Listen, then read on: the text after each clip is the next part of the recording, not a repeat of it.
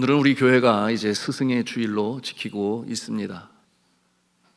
주님의 말씀으로 양육하고 가르치는 영적 스승들에게 감사를 표하는 날이요, 또한 그와 같은 사명을 이어받은 스승의 위치에 있는 자들이 다시 한번 마음을 다짐하고 결단하는 그와 같은 주일이 되겠습니다. 스승의 주일이 5월 셋째 주일인 이유는 사회적으로 5월 15일을 스승의 날로 지키기 때문에 그렇게 셋째 주일로 정하여 지키고 있습니다. 그렇다면 왜 5월 15일일까 스승의 날이, 이런 생각을 하게 되는데요, 이 스승의 날에 유래가 있습니다.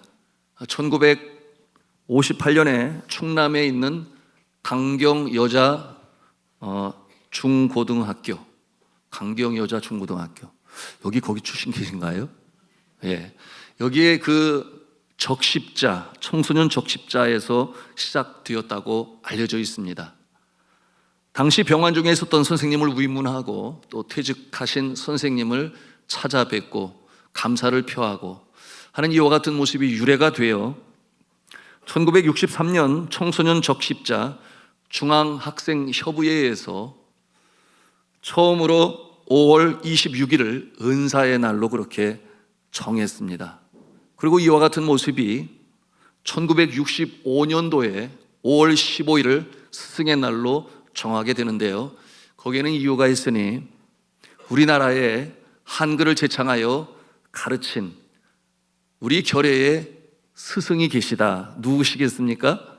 세종대왕을 생각하면서 그분의 탄신일인 5월 15일을 이처럼 스승의 날로 정하여 오늘까지 지켜오고 있는 것입니다. 여러분, 우리 인생 가운데 세 가지 가장 중요한 만남이 있다고 그래요.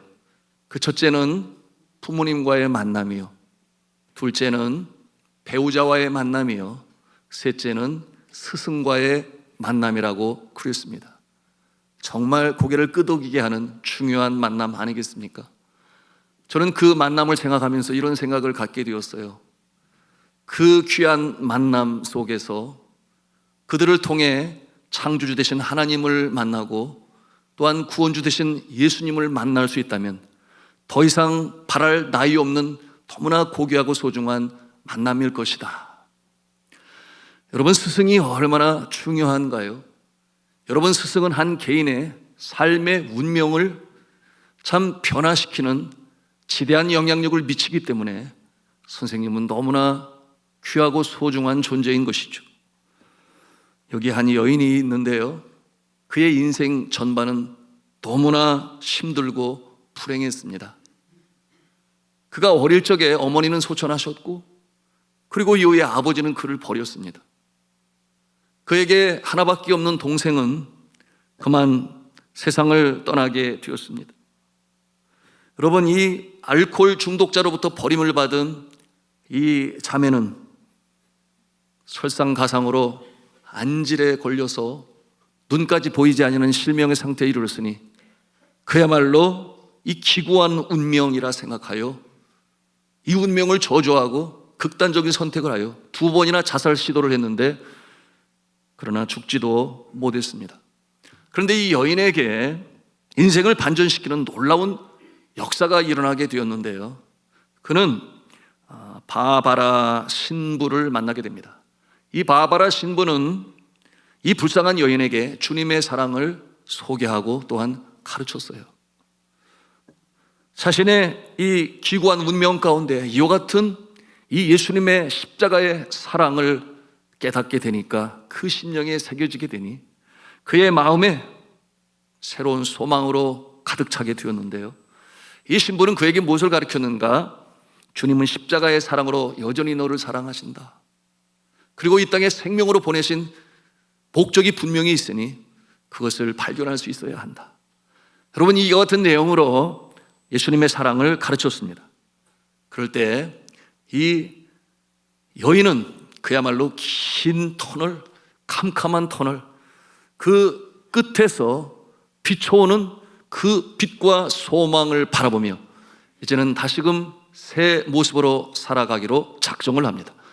그러므로 이 자매는 보스턴에 있는 파킨스 이 시각장애인 학교에 들어가게 되었어요. 그곳에서 6년 동안 최선을 다해서 열심히 공부하고 노력 끝에 최우등생으로 졸업하게 되었습니다. 그와 같은 이 연유로 인하여 한 이 신문사의 도움을 받게 되었고 개안 수술을 하게 되었는데, 감사하게도 개안 수술이 성공적으로 잘 이루어져서 이제는 볼 수 있게 되었으니 그야말로 새로운 소망 중에 인생의 제2막을 시작하게 되었습니다. 여러분, 그가 누구인가? 그의 이름이 앤 셜리반 메이스라고 하는데요, 우리에게는 셜리반 선생님으로 잘 알려져 있습니다. 여러분은 그 이름을 들어보셨을 거예요. 우리 사진 자료가 있어서 함께 보기를 원하는데요, 앤 셜리반 메이시. 여러분, 이 모습을 우리가 이 시간 함께 나누고자 합니다. 어느 날 이 셜리반 선생님은 가정교사를 구한다는 소식을 접합니다. 그래서 신청하게 되는데 가서 만나보니까 그 가정교사로서 가르쳐야 할 대상자는 어린 소녀였는데, 그는 눈이 보이지 아니하고 또한 들리지 아니하고 또한 언어의 장애가 있었던, 삼중고 속에 있었던 장애아였어요. 그의 이름이 무엇이었는가? 헬렌 켈러입니다. 여러분, 이 헬렌 켈러를 위하여 이 셜리반 선생님은 장장 48년 동안 그렇게 양육을 위하여 자신이 가진 모든 경험과 지식과 사랑으로 양육을 했습니다. 그리고 교육을 했습니다. 그 결과 이 고통받는 인류의 이 소망의 상징이 된 이 헬렌 켈러가 그렇게 잘 성장할 수 있었어요. 여러분, 그 사진 자료를 함께 보기를 원하는데요, 헬렌 켈러의 모습입니다.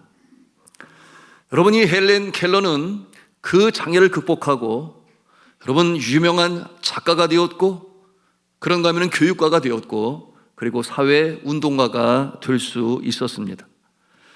여러분, 이 헬렌 켈러는 여러 참 의미 있는 명언을 남기게 되었는데, 그 중에 몇 가지를 소개하고자 합니다. 이런 말을 남겼어요. 희망은 볼 수 없는 것을 보고 만져질 수 없는 것을 느끼고 불가능한 것을 이룬다. 바로 자신의 모습을 생각하며 이와 같은 명언을 남겼습니다. 또 이런 말도 남겼습니다. 들어보시기 바랍니다. 모든 사람들이 며칠간만이라도 눈 멀고 귀가 들리지 않는 경험을 한다면 그들은 자신이 가진 것을 축복할 것이다. 어둠은 볼 수 있다는 것에 감사하게 하고 침묵은 소리를 듣는 기쁨을 가르쳐 줄 것이다. 정말 고개를 끄덕이게 하는 귀한 명언 아니겠습니까? 한 가지 더 소개할까요? 자, 이와 같은 말을 또 남겼어요. 세상이 비록 고통으로 가득하더라도 그것을 극복하는 힘도 가득합니다. 참으로 그러합니다. 그 자신이 그와 같은 모습을 실제로 증명해 내었어요. 필라델피아에 있는 이 템플 대학교에서 이 헬렌 켈러가 영광의 박사학위를 받을 때 헬렌 켈러를 그처럼 훌륭하게 교육한 이 앤 셜리반 선생님도 박사학위를 수여받게 되었습니다. 참으로 감동적인 스토리 아니겠어요? 여러분, 생각해 보십시오. 만일에 이 셜리반이 여러분 그 신부인 바바라를 만나지 못했었다면 어떻게 되었을까? 또는 이 헬렌 켈러가 이 위대한 스승인 셜리반 선생님을 만나지 못했었더라면 또 어떻게 되었을까? 이를 통해 우리는 이 한 위대한 스승의 그 헌신과 수고와 애씀과 또한 이 노력을 통하여 한 인생의 운명을 바꿀 수 있다라고 하는 것을 우리는 볼 수 있습니다. 더 나아가서 바로 그와 같은 모습을 통하여 이 인류 역사에 그처럼 이 소망의 상징으로 어려움에 있는 자들이 소망 중에 일어날 수 있는 이 큰 영향력을 미치는 것을 볼 수 있는 것이에요. 그러니 스승의 역할은 너무나 귀하고 소중한 것입니다. 오늘 우리가 읽은 성경 본문의 말씀의 내용이 이러합니다. 한 사람이 있었는데 세월이 많이 흐르고 이제는 육체도 참 쇠퇴하여 어려운 가운데 있는데 지나온 날들을 돌이켜보면서 그가 후회하며 탄식하며 독백을 하는 것입니다. 그 내용이 어떤 내용입니까? 오늘 말씀에 우리가 본 내용인데, 내가 어찌하여 훈계를 싫어하며 내 마음이 꾸지람을 가벼이 여기고 내 선생님의 목소리를 청종치 아니하며 나를 가르치는 이에게 귀를 기울이지 아니하였던고, 그러므로 내가 큰 악에 빠졌노라. 여러분, 후회 막급이에요. 여러분, 이 말씀을 다시금 반어법으로 표현한다면 어떤 내용인가 하면, 내가 나를 위해 훈계를 바로 듣고 꾸지람을 중히 여기며 선생님의 목소리를 청종하였더라면, 나를 가르치는 이에게 귀를 기울였더라면 이렇게 비참한 모습이 아니라 분명 훌륭한 자가 되었을 텐데, 바로 그런 뜻이에요.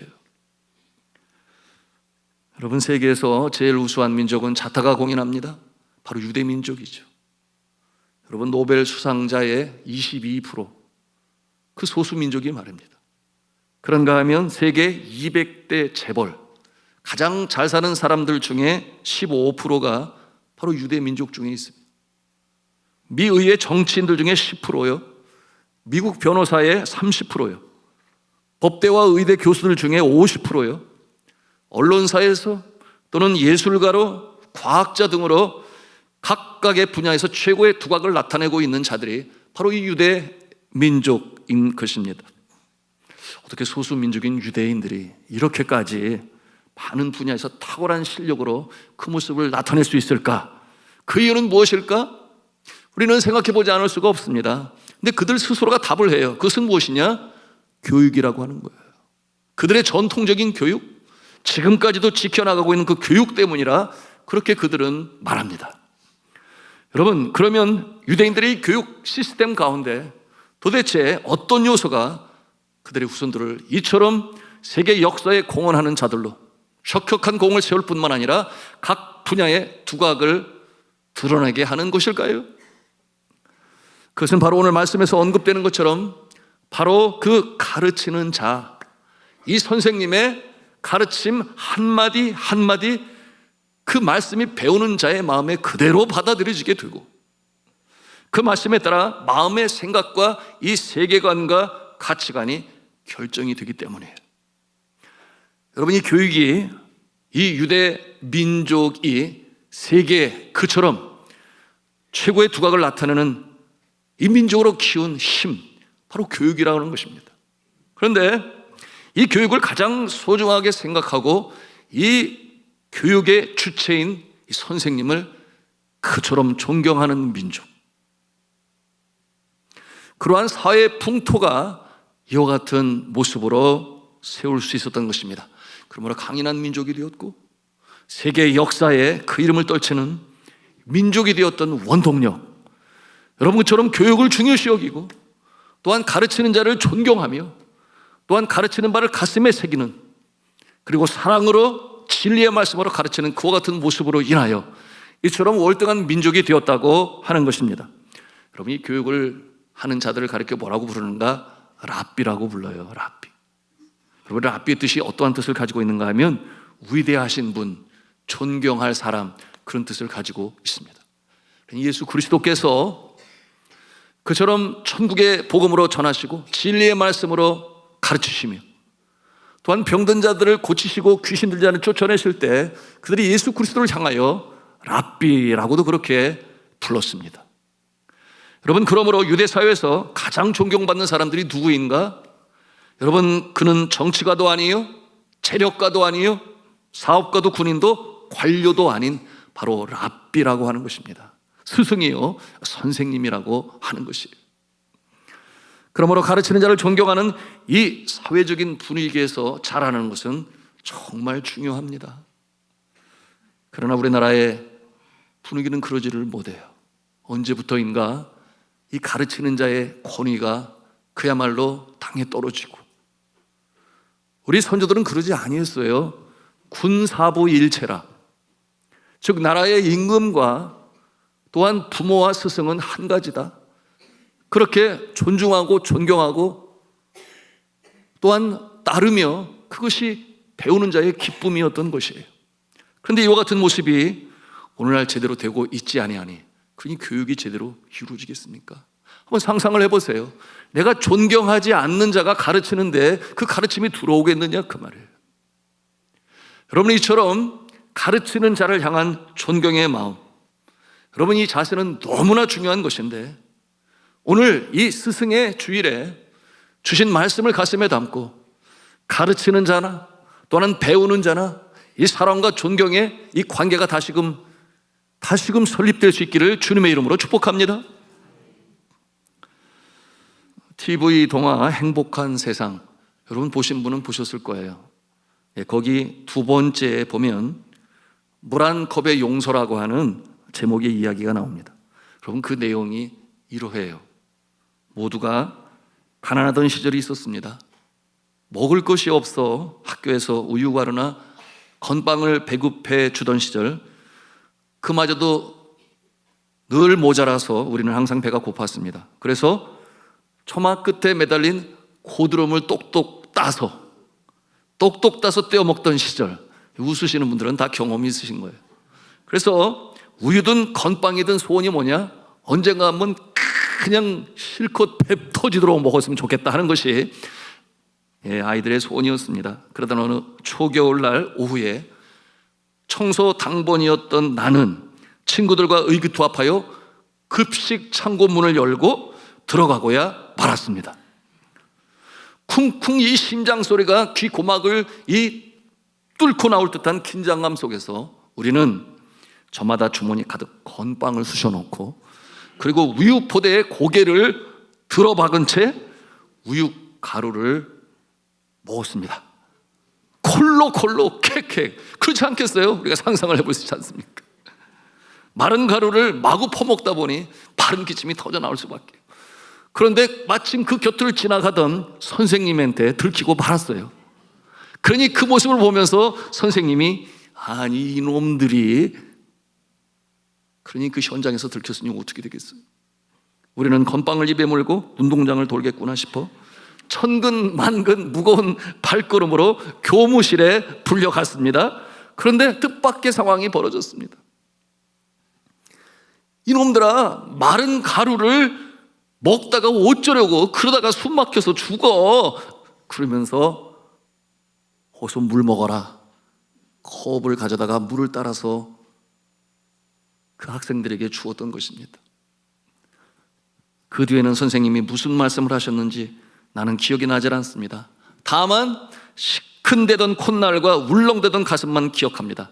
그런데 그때 나는 다짐했습니다. 나는 이 다음에 커서 꼭 우리 선생님 같은 선생님이 될 거야. 그 같은 다짐을 하게 되었습니다. 선생님은 회초리 대신 물 한 컵으로 우리를 사람 되게 가르치신 것입니다. 이것이 그 이야기의 내용이에요.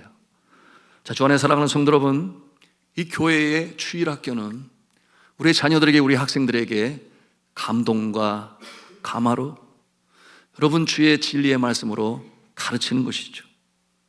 그 바탕은 무엇인가? 언제고 예수 그리스도의 사랑입니다. 학교 교육은 이성과 경험을 강조하는 이 머리 교육이라고 한다면, 오늘날 이 주일학교 교회의 교육은 계시와 영성을 강조하는 이 마음 교육이라고 할 수 있겠습니다.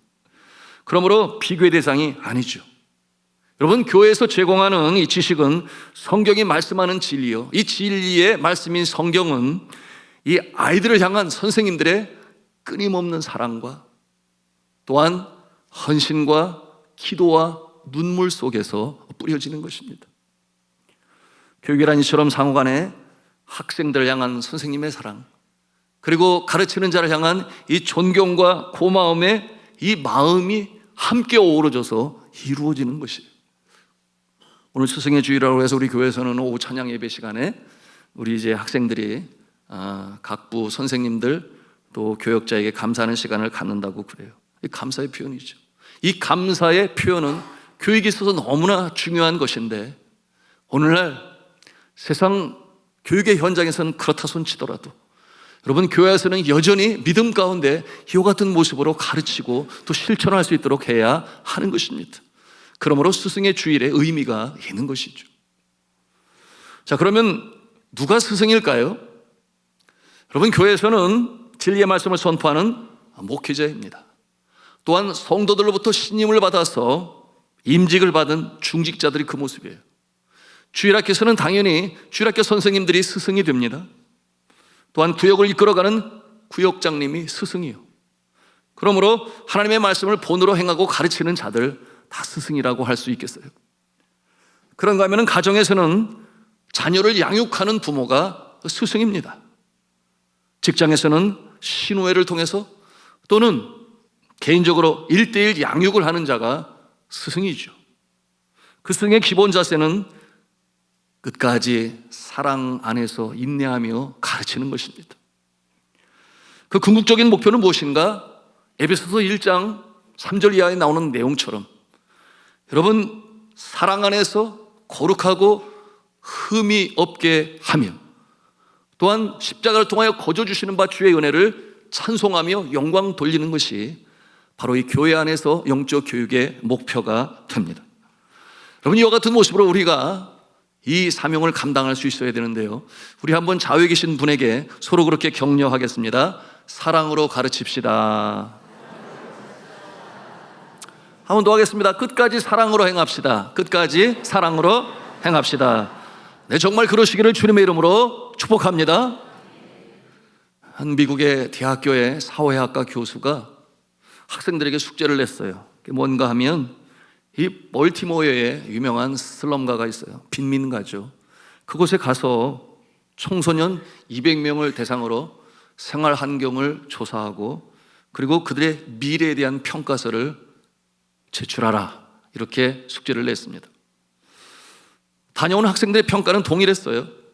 어떤 내용이 있는가 하면 아이들에게는 미래가 없다, 기회가 주어지지 않았기 때문이다, 그런 부정적인 평가를 내렸습니다. 그리고 세월이 흘러 25년이 지났어요. 그 다음 후임 교수가 와서 그 전에 해놓은 그 서베이 자료, 학생들 숙제를 보는 가운데 참 흥미진진했어요. 그 마음에 25년이 지난 이쯤에 그 모습은 어떻게 되었을까? 왜냐하면 이름이 있고 주소가 있고 그렇잖아요.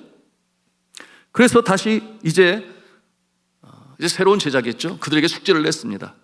25년 전에 청소년들이 지금은 어떻게 살고 있는지 그 모습을 추적 조사해 보아라, 이 같은 숙제를 냈어요. 그리고 어떠한 결과를 보게 되었는가? 놀랍게도 그 200명 중에 사망하거나 이사를 간 20명을 뺀 180명 중에서 176명이 대단히 성공적인 인생을 살고 있음을 발견하게 되었습니다. 그것도 이 상류층 인사들 중에 변호사라든지 의사라든지 사업가라든지 이 같은 모습으로 살아가는 모습을 보고 놀라지 않을 수가 없었습니다. 교수는 추가로 그 이유가 뭔지 또 한번 알아보아라, 이렇게 숙제를 냈는데요, 학생들 대답은 한결같이 한 선생님 때문입니다, 그렇게 답을 가져왔어요. 여러분, 한 선생님 덕분이다. 수소문 끝에 이 여교사를 찾아낸 이 교수가 물었어요. 도대체 어떤 교육 방법을 사용했습니까? 이렇게 질문했을 때 이제는 연로해진 이 여선생님의 이 대답은 아주 간단했어요. 그 일은 정말 간단한 일이었습니다. 나는 그 아이들을 많이 사랑했습니다. 아주 많이 사랑했습니다. 그것이 답이었습니다. 자, 성도 여러분, 스승은 보람으로 사는 자입니다. 그러므로 내가 사랑하는 아이들, 학생들, 진리의 말씀으로, 사랑으로, 애정으로, 헌신로, 눈물로 가르쳤을 때 그들이 성장하여 사회의 제목이 되고 인물이 되는 모습을 보면 여러분, 선생님의 그 마음에도 그야말로 보람이 가득 차서 여러분, 그 모습으로 인하여 삶 가운데 그 수고와 드린 헌신과 인내가 그야말로 해같이 반짝반짝 빛나는 그 모습이 드는 것이죠. 한 어린 소년이 이 농부인 아버지의 모습을 보면서 자라날 때 그런 생각을 가졌어요. 나도 아버지처럼 농부가 되어야지, 그런 마음을 가졌는데, 그런데 아버지와 함께 시내에 나가 보게 되니까 여러 직업에 종사하는 모습을 보게 되었어요. 가서 보니까 엔지니어가 그렇게 멋있게 보이는 거예요. 나는 엔지니어가 되어야 나는 엔지니어가 되어야 해. 그런 마음을 가졌습니다.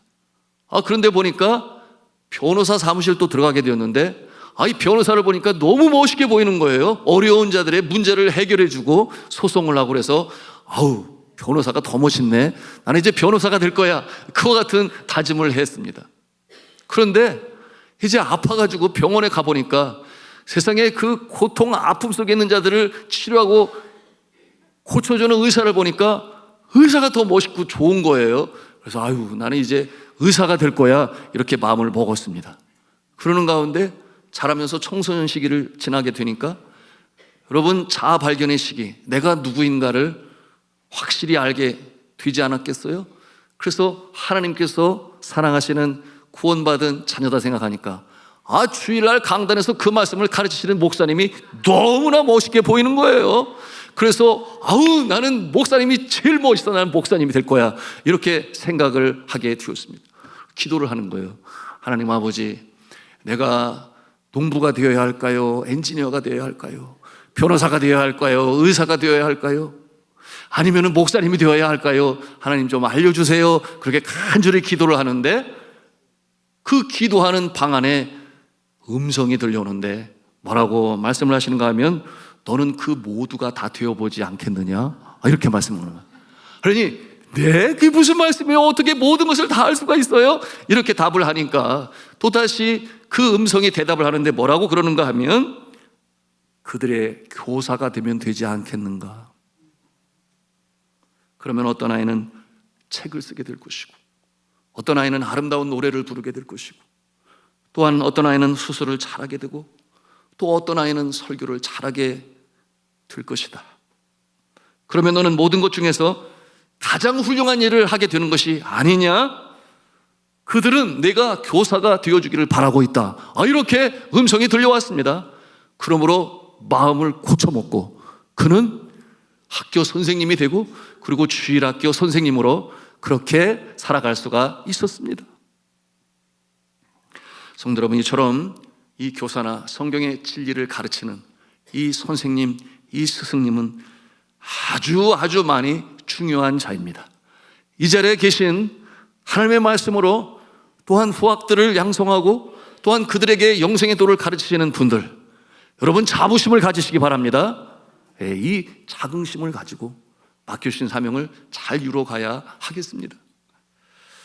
자, 이제 말씀을 맺고자 합니다. 여러분, 예수 그리스도는 우리의 영원한 스승이 되시죠.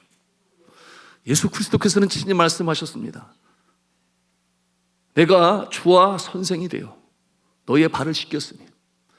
여러분, 주님께서도 스스로 스승이심을 인정하셨습니다. 여러분, 그가 세상 떠날 날을 아시고 그가 마지막으로 행하신 제자들을 향하신 일이 무엇이에요? 그 제자들의 발을 씻기십니다. 끝까지 사랑으로 감당하시는 예수 그리스도의 그 모습을 통해서 진정한 스승의 모습이 무엇인지를 볼 수 있는데요, 여러분, 제자가 되어 예수님이 발을 씻기니까 베드로가 어떠했어요? 너무나 당황스러웠죠. 그래서 어떻게 주님께서 나의 발을 씻기시나이까? 그게 무슨 뜻이에요? 그러실 수 없나이다. 이거는 종이 하는 일인데. 그렇게 거부할 때 예수 그리스도께서 뭐라고 말씀을 하시는가? 그것이 요한복음 13장 7절의 내용이에요. 우리 같이 읽기 원합니다. 같이 읽습니다. 시작. 예수께서 대답하여 이르시되 내가 하는 것을 내가 지금은 알지 못하나 이후에는 알리라. 내가 하는 것을 내가 지금은 알지 못하지만은 나중에 깨달을 날이 오게 될 것이다. 그런 말씀 아니겠어요? 여러분, 예수 그리스도께서 그렇게 행하실 때 베드로의 믿음은 여전히 연약하여 왜 예수님이 나의 발을 씻기시는지 알지를 못했어요. 그럼에도 불구하고 예수 그리스도께서는 사랑으로 또한 종의 형체를 가져 베드로를 씻기시고 나중에는 알게 될 거야. 나중에는 알게 될 거야. 여러분, 베드로가 언제 알게 되었을까요?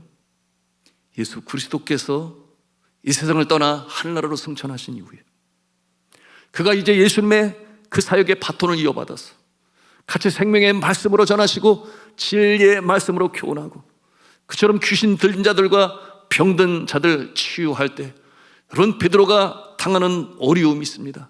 환난과 핍박이 있었습니다. 그때 비로소 이 베드로는 예수님의 모습을 생각하는 거예요. 그때 나의 발을 씻겨주셨던 예수 그리스도, 십자가에 달리시기 전에 끝까지 나를 사랑하신 예수 그리스도, 그 사랑과 은혜가 새록새록 생각나게 되어 나도 주님의 길을 걸어야지, 그 길을 따라가야지, 여러분처럼 다짐하고 결단했던 베드로의 모습이었습니다. 자, 주 안에 사랑하는 성도 여러분, 이처럼 누구를 가르치고 변화되기를 바라는 것은 당장 지금 하루아침에 되어지는 것이 아니다라고 하는 것을 우리 예수님의 이 가르침의 모습을 통해서 볼 수가 있습니다. 여러분, 지금은 우리의 자녀들이, 우리의 아이들이, 또는 성도이지만 믿음이 연약한 자들의 모습 속에서 여러분, 우리가 사랑으로 심고 수고하고 애쓰며 때로는 눈물로 기도하며 행하지만 당장 어떠한 열매로 나타나지 않을 수도 있어요. 그럼에도 불구하고 우리가 인내하며 또한 사랑과 애정으로 주의 말씀으로 양육하고 가르칠 때 마침내 그것을 깨달아 알 그날이 올 줄로 믿으시기를 바랍니다. 그러므로 오늘도 우리는 사랑을 심는 거예요. 주의 말씀을 심는 거예요. 우리의 헌신을 심는 것입니다. 이와 같은 모습을 생각하면서 우리는 오늘도 이 사랑의 씨앗, 이 가르침의 씨앗, 헌신과 눈물의 씨앗을 심어야 하지 않겠습니까?